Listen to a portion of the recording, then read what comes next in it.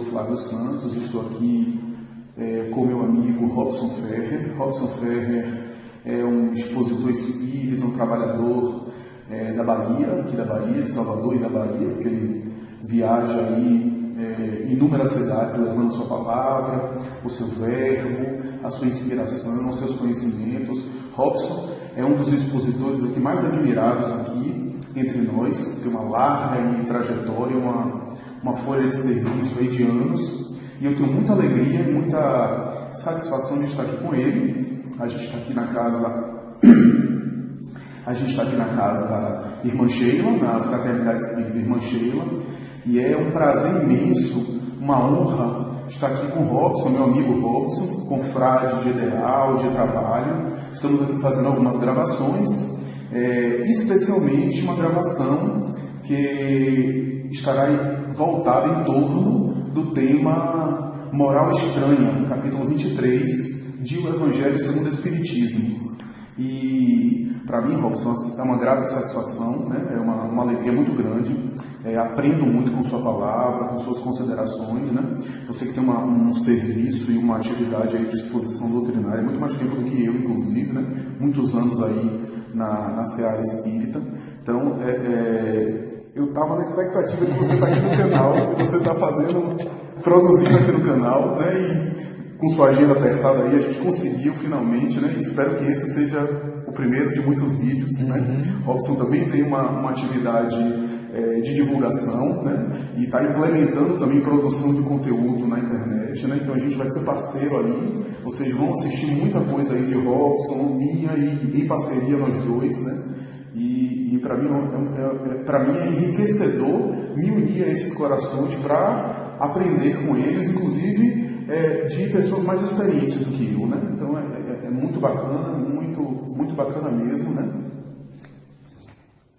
Então, eu é que sou privilegiado, eu é que agradeço ao nosso amigo Flávio pela oportunidade que ele está nos dando de estarmos aqui hoje participando do canal Raciocínios Espíritas, que eu acompanho e que confesso a vocês que é um espaço dentro das redes sociais que raramente nós encontramos no que se refere a conteúdo espírita, né? Em que busca se levar de uma forma bem verdadeira os princípios da doutrina espírita, e quem acompanha esse canal sabe desse valor, da importância da divulgação do canal e dos trabalhos que ali são realizados. Eu espero igualmente, Flávio, que seja a primeira de outras tantas vezes em que estamos juntos, estaremos juntos, partilhando esse momento de aprendizado, e que eu possa também igualmente aprender, como tenho feito sempre com você, através das suas palestras, através dos seminários que você realiza, dos trabalhos que eu venho acompanhando, seja presencialmente, seja também nos canais aí midiáticos, em que a sua presença cada vez mais se expande, levando a mensagem, independentemente do tempo que você tem em relação à divulgação, mas o fato é que você traz uma qualidade, você traz uma veracidade do pensamento espírita que também me conforta, que me alegra e que me dá prazer de continuar seguindo vocês, e que para mim é uma honra poder participar desse momento de troca de informações. Na verdade, eu vou considerar como sendo um ensaio, porque é o primeiro, e prometo que os próximos possivelmente sairão melhores, mas já estar aqui hoje, nessa manhã de domingo aqui no FIES, é algo também muito prazeroso e muito bom. Eu espero que a mensagem possa ser passada da melhor maneira possível dentro das nossas condições. Antes de rodar aí no vídeo, você falando sobre o capítulo 23, né, estranha moral estranha, dependendo da tradução do Evangelho, eu vou lançar uma curiosidade aqui, até para estimular a curiosidade daqueles que vão assistir o Robson. O que eu acho muito bacana do capítulo 23, Robson, acho que sempre me chamou a atenção, Kardec não conheceu o idioma hebraico. Kardec era poliglota, mas não dominava o hebraico, a gente sabe isso hoje. Os maiores estudiosos da língua do Novo Testamento, do Evangelho hoje, dizem que é imprescindível, o próprio Haroldo Dutra aí nas redes sociais, ele diz isso, que hoje é imprescindível para conhecer o Novo Testamento e estudá-lo de maneira acadêmica, é necessário conhecer o idioma hebraico, o hebraico antigo. O Kardec não tinha esse domínio, né? Ele vai certeiro na compreensão do texto, do que hoje está sendo discutido. Claro que a gente sabe que ele foi certeiro porque ele está assessorado. E como, viu? Diga-se, e como assessorado, né? Mas é interessante o respeito e o cuidado de Kardec. Tem uma nota nesse capítulo 23 que ele fala sobre o tema de pai e mãe, que você vai abordar aí, e ele diz que consultou um especialista chamado Seu Pesani, né? Um especialista sobre o hebraico, né? Eu acho isso formidável, essa nota. É uma curiosidade que muita gente que lê o Evangelho não percebe, né? Que ele consultou o Seu Pesani para saber o significado e as definições da palavra odiar no texto bíblico, né? Perfeito.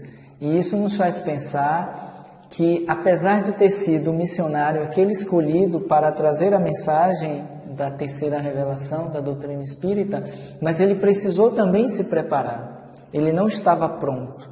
Ele se dedicou ao estudo, à pesquisa. Foi um processo crescente na medida em que ele passou a conhecer as informações do mundo espiritual, na medida que ele foi revelando aquelas ideias, ele foi também entrando pouco a pouco dentro do estudo da ideia de que ele precisaria também melhor se preparar para poder divulgar. Porque muitos acreditam que Kardec ele estava pronto, chegou, passou a mensagem e acabou. Mas quem acompanha a sua história e a sua vida vai perceber exatamente isso, que houve uma preparação no decorrer da construção do pensamento espírita. Tanto é que em algumas passagens, quando ele faz alguma colocação que não está de acordo com as ideias do mundo espiritual superior, ele era sinalizado. Daí ele ter feito a revista espírita, na qual ele coloca as suas ideias, mas não necessariamente as ideias dos espíritos. E com isso ele vai aprendendo na medida em que caminhava. E isso é importante também a gente trazer. Então ele precisou estudar, conhecer, questionar, perguntar, teve todo um apoio, não apenas espiritual, mas também daqueles homens que os ajudaram na confecção da doutrina, e com isso ele foi trazendo aquilo que poderíamos dizer de melhor e mais próximo da vontade de Deus, sob a coordenação de Jesus e dos Espíritos que ali estavam assessorando ele nessa construção do Espiritismo. Fantástico, fantástico, formidável. Bom, minha gente, agora vocês vão assistir aí Robson Ferro falando sobre esse capítulo, né, esse trecho de O Evangelho segundo o Espiritismo e do Evangelho de Jesus. Né? Eu estou aqui só de galhado, só metendo meu bebeiro, mas a palavra é dele, espero que vocês gostem. Vamos lá então. Amigos, muita paz para todos que nos assistem aqui pelo canal Raciocínio Espírita. Nessa oportunidade que eu estou tendo pela primeira vez de poder participar desse momento de discussão, de aprendizagem da doutrina espírita. Agradecer ao canal por esse momento especial que estou tendo, pela confiança que está sendo dada a mim, para falarmos um pouco da mensagem de Jesus através do pensamento da doutrina espírita. Me chamo Robson Ferrer, faço parte da instituição espírita Casa de Oração Bezerra de Menezes e hoje estamos aqui para falar um pouquinho a respeito da mensagem de Jesus. Em particular, em uma passagem do capítulo 23 do Evangelho, que os Espíritos intitularam como sendo moral estranha. Mas antes de falarmos propriamente de uma em especial, queríamos nos ater à questão 625 do Evangelho do Livro dos Espíritos, quando Kardec questiona as entidades venerandas a respeito de qual seria aquele para nós o modelo mais perfeito. E os Espíritos disseram tão somente Jesus. E é extremamente importante nos nossos dias atuais falarmos a respeito cada vez mais da vida, da história, dos exemplos trazidos por esse que é o nosso guia, o nosso modelo da humanidade terrena.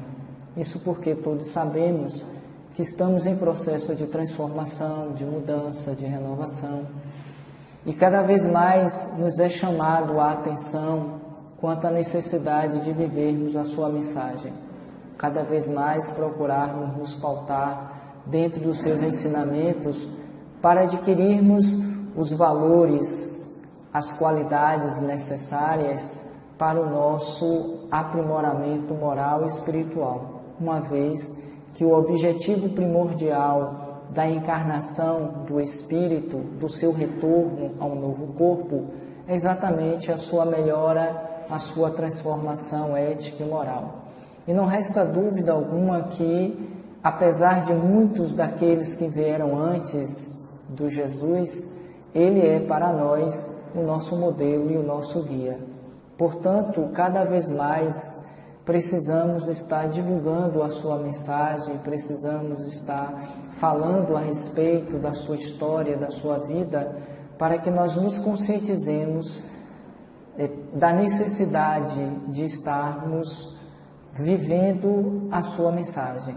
E o Evangelho ele é rico de passagens, de citações em torno da sua passagem pela terra. Apesar de pouco tempo em que esteve conosco, mas ele nos deixou inúmeros exemplos possíveis de serem seguidos. Mas um em particular nos chama a atenção, e é exatamente esse do capítulo 23 do Evangelho segundo o Espiritismo, em que os Espíritos fazem uma coletânea de citações de passagens de Jesus que a princípio parecem ter sido estranhas ou não ter sido ditas por eles. E então eles vão colocar lá, por exemplo, abandonar pai e mãe, odiar pai e mãe, abandonar pai, mãe e filhos. Eu não vim deixar aos mortos a tarefa de enterrar os seus mortos, e eu não vim trazer a paz, mas a espada. Cada uma dessas passagens parecem realmente estranhas, porque Jesus é o modelo, ele é o exemplo do amor. Foi ele que nos trouxe a mensagem de que o amor é o sentimento por excelência. Um dos mandamentos da sua lei é que nós amássemos a Deus sobre todas as coisas e ao próximo como a si mesmo. Ele é para nós aquele modelo de perfeição e de amor que nós podemos viver no nosso dia a dia, mesmo considerando o nosso estágio de evolução bem ainda aquém do desejado, considerando que, conforme ele disse também, nós fomos criados para sermos perfeitos. É o que diz a doutrina espírita, simples e ignorantes, mas fadados à perfeição. E Jesus, à época, ele veio nos propor que nós nos tornássemos perfeitos como perfeito é o nosso Pai Celestial. E essa perfeição se adquire, se conquista através das muitas reencarnações. Nascer, morrer, renascer, progredir ainda e sempre, tal é a lei, conforme propõe Allan Kardec. E todo o embasamento da doutrina espírita tem esse modelo, tem esta proposta, que em cada reencarnação, que em cada experiência no corpo físico, nós possamos atingir esse ideal de melhoria, de transformação, que se é possível, em que pese que precisaremos estagiar em outros planetas, em outros mundos, porque a Terra não nos concebe toda a condição desse aperfeiçoamento moral. Mas para que nós consigamos atingir níveis hierárquicos superiores, é preciso que nós aprendamos a lição que ora nos encontramos, nos seja possível atingir. Daí a necessidade, cada vez mais, do empenho, da dedicação, da vivência desses postulados, desses ensinamentos trazidos por Jesus. Mas aí a gente fica pensando, como conciliar a proposta de Jesus baseado exatamente nesta linha de raciocínio aparentemente contraditória que se coloca em oposição ao seu próprio mandamento, a exemplo de odiar pai e mãe para entrar no reino de Deus. Como entender essa passagem? Ou ainda, conforme dissemos, a necessidade de abandoná-los e também os seus filhos. Como é que hoje, frente à ideia do que ele trouxe em um determinado momento, da necessidade de honrarmos pai e mãe, ele propõe ao mesmo tempo que nós os abandonássemos. Esses com os quais nós nos comprometemos do outro lado da vida antes da reencarnação, de assumirmos o compromisso da paternidade, da maternidade, do cuidar desses espíritos que nos são trazidos para que nós possamos tutelar e conduzir à condição de seres melhores. E ao mesmo tempo, como é que a gente pode entender na fala do Cristo quando ele propõe que deveríamos deixar aos mortos os cuidados de enterrar os seus mortos para segui-lo, uma vez que aquele jovem que, em sabendo que o seu pai tinha acabado de morrer, ele pede a permissão a Jesus que antes de segui-lo que ele fosse enterrar o seu pai. Mas o mais enigmático dessas três citações é exatamente essa última que está lá no capítulo 23, que é: eu não vim trazer a paz, mas a divisão, ou ainda a espada. Ele que é o protótipo dessa paz, ele que trouxe exatamente a proposta de que bem-aventurados os pacíficos, porque seriam chamados filhos de Deus e herdariam a terra. Então a gente percebe que em muitas citações, em muitas colocações, essa ideia é incompatível com a mensagem de Jesus.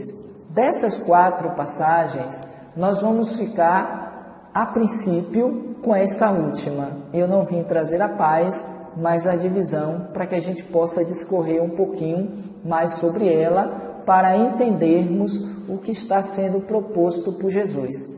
Nós sabemos, até porque o Evangelho nos diz, que à época de Jesus as palavras elas tinham vários significados, como ainda hoje nós temos.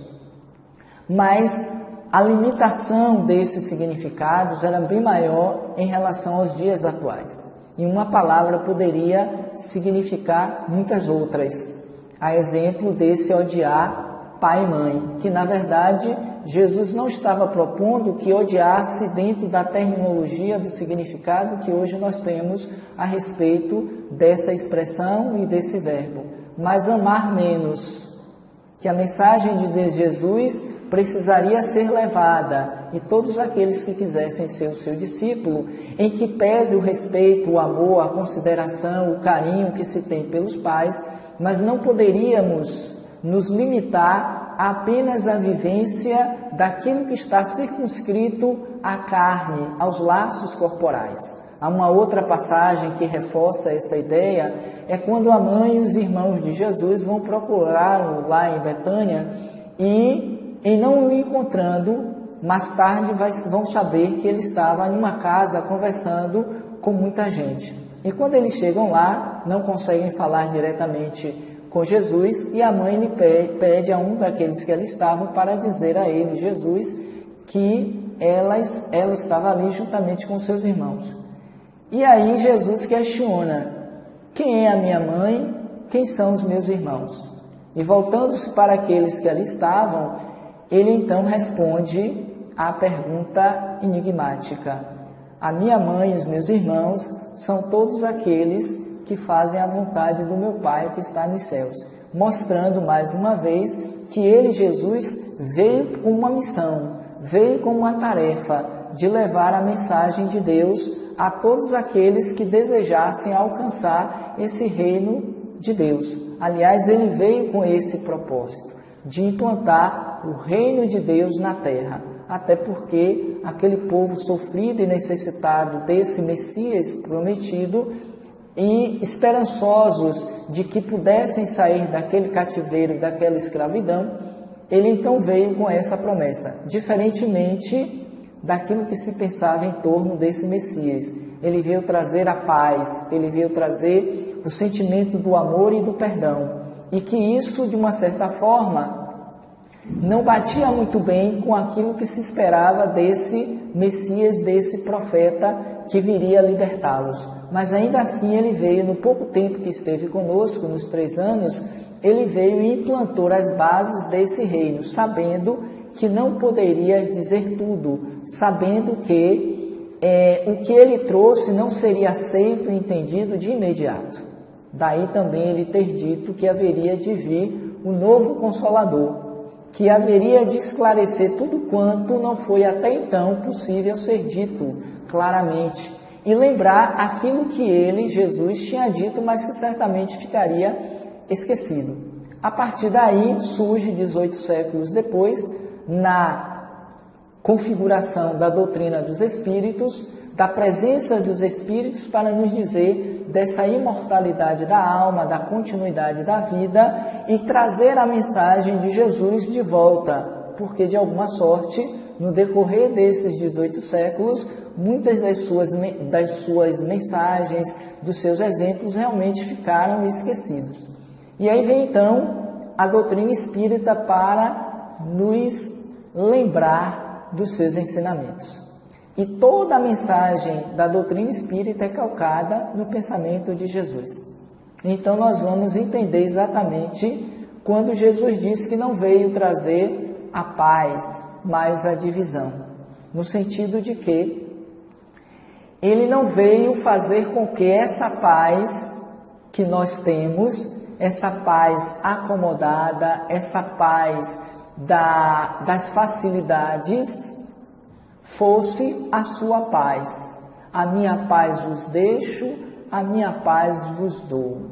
Mas que esta paz seria feita através da divisão, porque haveria de ter choques de identidade entre aqueles com os quais conviveríamos. E isso nós vemos a todo momento. São pontos de vista, são valores que muitas vezes não coadunam, que muitas vezes não estão de acordo com o pensamento do outro, e isso tem gerado muitos conflitos, muitas dificuldades.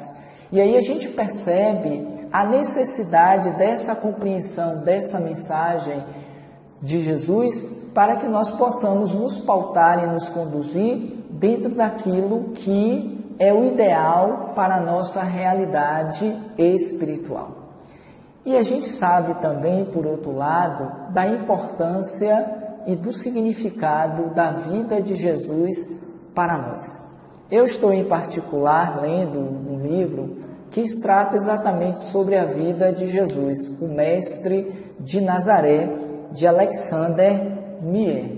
E quando ele trata no capítulo, em um dos capítulos do livro, a respeito dessa passagem, algo que me chamou a atenção, que eu gostaria de fazer aqui uma citação, para que a gente possa pensar um pouquinho mais a respeito dessa passagem, não a paz, mas a espada. E então, ele vai trazer uma citação de Chesterton, quando esse autor, em 1927, ele vai trazer a seguinte colocação a respeito da vida de Jesus. A vida de Jesus é impetuosa como o raio. É, sobretudo, um drama, o cumprimento de uma missão. A obra de Jesus não se teria realizado se ele tivesse vagueado pelo mundo ensinando uma verdade. Mesmo olhando de fora, não se pode dizer que Jesus tenha andado ao léu, sem saber onde ia. A história de Jesus, e é o ponto que mais me chamou a atenção dessa citação, é quando Chesterton ele vai dizer que essa história do Cristo é a história de uma viagem, e diria, a história de uma campanha, de uma expedição.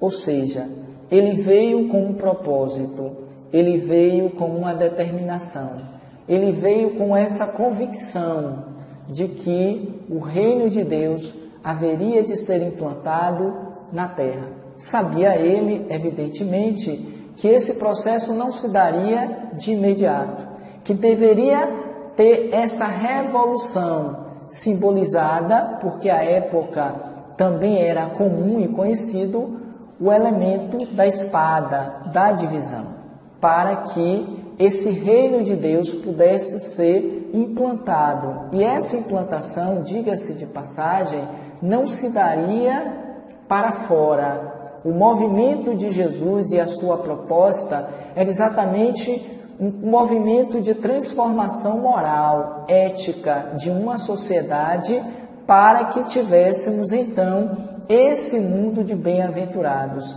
esse mundo daqueles que seriam mais tarde eleitos a fazerem parte pelo merecimento, pela transformação, pela realização dos ideais enobrecedores da vida, pela vivência dos ensinamentos trazidos por ele e por outros profetas, para que a terra pudesse ser considerada essa terra de bem-aventurados, essa terra dos eleitos. Então, para tanto, era preciso que saíssemos desta condição de acomodação, essa condição de facilidade do mundo, dessa paz da acomodação, para o movimento da divisão, da separação, dessa necessidade, por exemplo, de um dado momento do nosso caminhar, ter que se decidir a qual dos dois senhores servir, porque também há essa passagem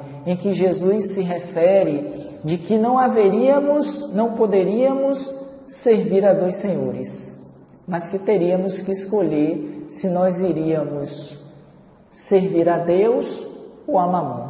No momento em que eu escolho servir a Mamon, eu estou estabelecendo para mim, naquele meu momento evolutivo, consciencial, de que eu estou preferindo as coisas do mundo, que em si não é algo ruim, que em si não é algo pecador, mas é preciso que a gente entenda que no nosso processo de evolução, no estágio em que nós nos encontramos, é chegado a hora de nós decidirmos qual o caminho, qual o movimento que devemos fazer em torno dessas conquistas espirituais. Para tanto, o convite é seguir a Deus, escolher Deus como sendo o nosso referencial de perseguição, de vivência no dia a dia. Então, eu não vim trazer a paz, essa paz em que tudo está ok, porque eu estou bem, porque tudo me é dado de uma forma em que eu não precise fazer esforços, que eu não preciso me movimentar para além daquilo que eu já sei e que eu faço. Mas se eu quero entrar no reino de Deus, eu tenho que aprender a abandonar tudo que não me é necessário no meu processo de crescimento espiritual. E aí a gente se lembra também desta outra passagem que Jesus vai propor ao jovem rico que ele abandonasse tudo que tinha, que desse aos pobres para segui-lo. E a partir daí vem então essa proposta de Jesus dentro desse conjunto de passagens da necessidade de abandonar pai, mãe, filhos, sogras, tios, abandonar o mundo no sentido da facilidade, das facilidades que ele nos oferece e que nos acomoda nesse momento, nesse estágio de um mundo ainda provacional. É sabido por todos que nos assiste, certamente, de que a Terra ainda se encontra em uma condição evolutiva bem aquém daquela que está destinada para ela, porque assim como os espíritos, os planetas também progridem, e que a Terra saiu de uma condição inicial de um mundo primitivo para atingir o mundo de provas e de expiações. Em que hora, mormente, nós estamos em um processo de trânsito. Muito se tem falado a respeito desta transição planetária na qual a Terra vem passando, justamente para que a mensagem proposta por Jesus, de fato, possa acontecer. E Jesus tem pressa Ele quer que verdadeiramente esse reino de Deus se implante. Os tempos, por fim, são chegados. E Ele está convidando a todos nós para nos envolvermos, nos engajarmos nesse movimento de modificação das vibrações da Terra para atingirmos uma condição melhor. Isso não se dará por milagres. Isso não acontecerá que não seja através de um movimento individual que se repercutirá do ponto de vista coletivo. E aí a gente passa a entender e a compreender quando Jesus então traz essa citação. Eu não vim trazer essa paz em que as pessoas esperam acomodadas essa mudança, essa transformação. Jesus disse que não veio trazer a paz no sentido de que, enquanto o outro se esforça para ter os créditos e os valores necessários, eu fique na minha casa, no meu conforto, simplesmente aguardando para usufruir desse momento auspicioso em que a Terra haverá de viver. Mas eu vim trazer a divisão, eu vim trazer a espada, eu vim trazer o elemento aparentemente da guerra, mas não a guerra para fora, não a guerra com o inimigo exterior, mas a guerra com o meu próprio inimigo interior, que a gente pode considerar como sendo a nossa postura de acomodação, as nossas atitudes egóicas, o nosso orgulho, a nossa vaidade e tudo quanto nos limitam a esse mundo de provas e de expiações. Daí a necessidade que devemos ter de pensarmos nessa trajetória, nesta vida de Jesus, e não tê-lo apenas como aquele que veio curar, como aquele que veio fazer aqueles prodígios de então, mas que a gente possa ver em Jesus como sendo o nosso referencial, o nosso guia, o nosso modelo, aquele que trouxe as bases dessa mudança em que pese que antes dele, e há de se acreditar esse valor nos seus antecessores e que vieram em seu nome para preparar o caminho até que ele pudesse estar entre nós.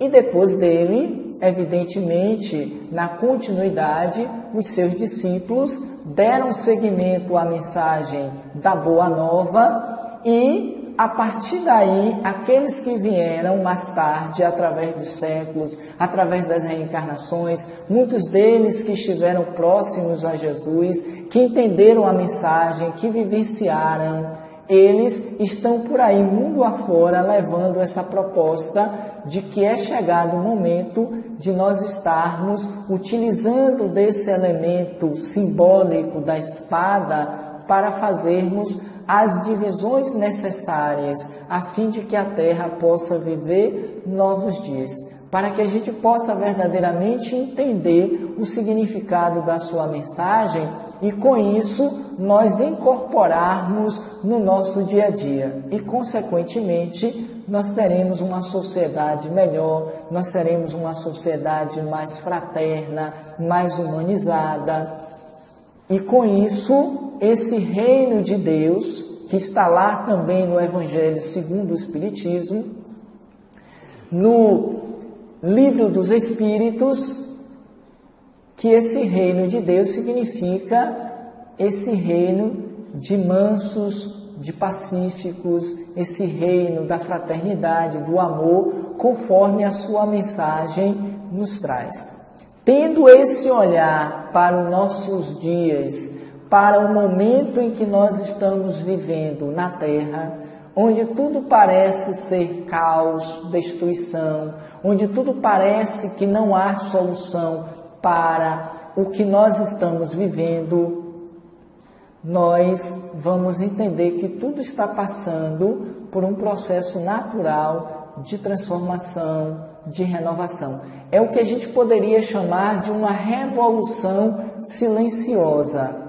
em que pese que de vez em quando nós ouvimos os estalidos, a gente ouve os reflexos desta revolução. Mas é fato que ela está acontecendo pouco a pouco com cada um de nós, dentro das sociedades, nos movimentos naturais que ocorrem aqui e ali. E como diria Joana de Ângeles, nunca, em nenhum momento desse processo evolutivo na Terra, tanto tivemos expressões, ou tantas expressões de amor, de fraternidade, de ajuda mútua, se teve na Terra como nesses dias. E o melhor exemplo que nós poderíamos trazer hoje para ratificar o pensamento dessa autora espiritual, Joana de Ângeles, é o que aconteceu com os meninos e o treinador lá na Tailândia, em que eles ficaram por 2 semanas presos dentro de uma caverna. E toda uma comoção mundial foi tomada e um movimento em torno de salvar a vida dessas pessoas. Anônimas se juntaram, pessoas de todos os países ou de vários países, orações vindas de todos os lugares, grupos que se reuniram para ajudar aqueles que estavam voluntariamente fazendo o movimento de recuperação, e a própria vida de um dos mergulhadores em prol de salvar outras tantas ocorreram para mostrar que o mundo tem chance, que a esperança da mensagem de Jesus, de fato, haverá de acontecer entre nós. Infelizmente, nós somos pessoas ainda imediatistas. Nós somos pessoas que queremos ver resultados de imediato. Mas Jesus sabia que o seu reino, esse reino de amor e de paz, não seria implantado de uma hora para outra. O que ele veio foi nos apresentar esse projeto. O que ele veio foi dar o exemplo de como se pode viver a sua mensagem. Ele veio dizer que se é possível, porque a época de Jesus já se vivia essa mensagem. Alguns deles já acreditavam e davam esse testemunho. Muitos já estavam vivenciando essa mensagem, ainda com as suas limitações naturais, pelo estágio de consciência desperta, e outros tantos ainda na condição de consciências adormecidas, contrários à proposta do Cristo. Mas ele não estava preocupado com isso. Ele estava preocupado em levar a mensagem e fazer com que essa mensagem pudesse ser tocada por alguns daqueles que se permitissem. E pouco a pouco, aquele grupo de 12 tornaram-se vários outros, centenas de milhares de homens e de mulheres que se propuseram a viver essa mensagem. A mensagem de Jesus, passados mais de 2000 anos, aqui se encontra cada vez mais fortalecido, cada vez mais sendo incorporada por outras pessoas, por outros espíritos que acreditam na possibilidade de vivermos esse reino de Deus na Terra. Então, trazendo de volta esta estranha moral, essa estranha citação que não veio trazer a paz, mas a espada, no sentido de que o movimento de implantação do reino de Deus na Terra se dará através de esforços conjuntos, se dará através da transformação individual que eu faço comigo e que se reflete no coletivo. Por isso que nós estamos aqui procurando levar essa mensagem e convidá-los também a se engajarem nessa proposta crística, independentemente daquilo que eu adotei como segmento religioso.